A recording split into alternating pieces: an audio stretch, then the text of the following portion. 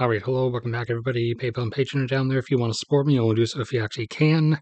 So, something I just thought about covering, the sheer importance and perpetual criticality of the Middle East oil supply, or the Persian Gulf oil supply, that is. Persian Gulf oil is more than effectively in a different class and position than the rest of the global oil supply, in that, for one, in terms of petrogeology and the general topographic setup, you just can't beat the arrangement of that region. It was the absolute perfect combination of underlying geology in terms of being full of porous sandstone rock and being a massive, nearly enclosed, but still with an opening to the outer ocean at large, low-lying basin region. It just allowed for the formation and catchment of quality petroleum in accessible, producible volumes that you just don't find anywhere else. It's the only place, the only region that has such an advantageous density and volume of hydrocarbon resources that allows it to continuously produce in the otherwise absurd plateau production volumes that it does. And the only place, the only source that are not already either domestically consumed or deadlocked to specific customers. For instance, in a general dash around the globe running through the map, the US has a very high level of oil demand. It supplies around 60 or 65% of that itself, and another decent chunk, 15% or more, it gets from Canada. Canada's supply thus being deadlocked to the US. Mexico formerly being deadlocked to the US, however, having passed the point in the later 2010s where Mexico's own domestic oil consumption levels exceeded their production, so Mexico now consumes everything that it pumps out. Colombia has a few 100,000 barrels a day to spare, which goes to the US. Ecuador has about 250,000 a day that it can spare, which primarily goes to the US usually. Guyana has recently entered the game and is up around 350. Next year will jump up to around 550, which is for the most part just by its regional locality deadlocked to the US. And even Venezuela, whether in their collapsed production levels as of current or their normal 3 million barrel per day plateau, most of the time their oil actually also went to the US.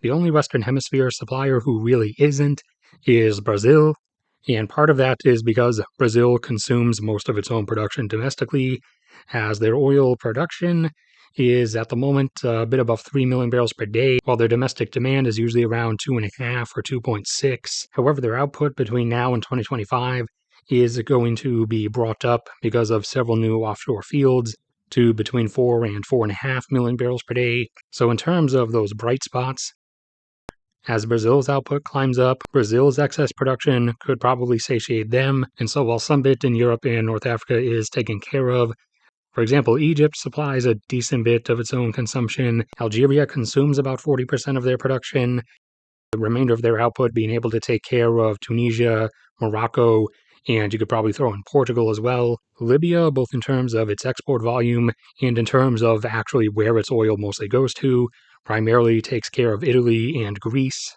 The UK is able to supply about half of its own consumption domestically. The rest is filled in by Norway, who has enough of an output, and as long as they keep pushing into their more northern waters and Arctic waters, can maintain enough of an output to keep supplying the UK and Ireland, along with their neighbors, and then plus some bit of Germany's consumption.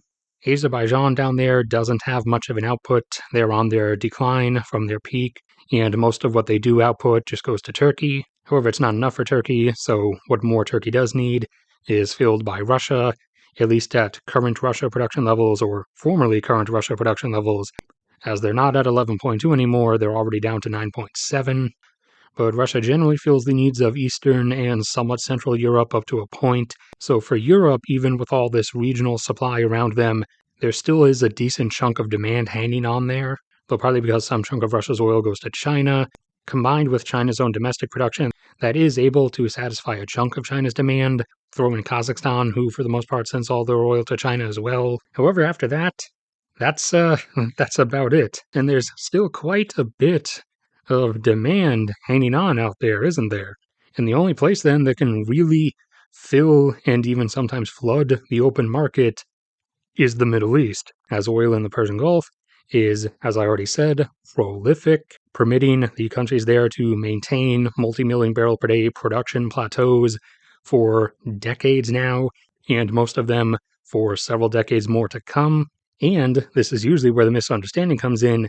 The end of their plateau capabilities that I mention in many of my videos frequently is just that. It's the end of their ability to maintain that particular level of output. It's not the same thing as a depletion date. It merely means, take Saudi Arabia for an example, the point upcoming in the 2030s when Saudi Arabia will no longer be able to maintain an output level of 10 million barrels per day or so, which is their usual average that they've maintained, at least for this first part of the 21st century. From that point forward, like a traditional decline, however much slower, for example, like 2% per year instead of a 6 or 7% drop per year, their output capability will gradually decrease. But even as it drops down towards 9 and then 8 and 7 million barrels per day, as decades roll forward beyond that, that's still 9, 8, and then even still 7 million barrels a day. The oil supply of the Middle East is not deadlocked to specific neighboring customers or regional customers.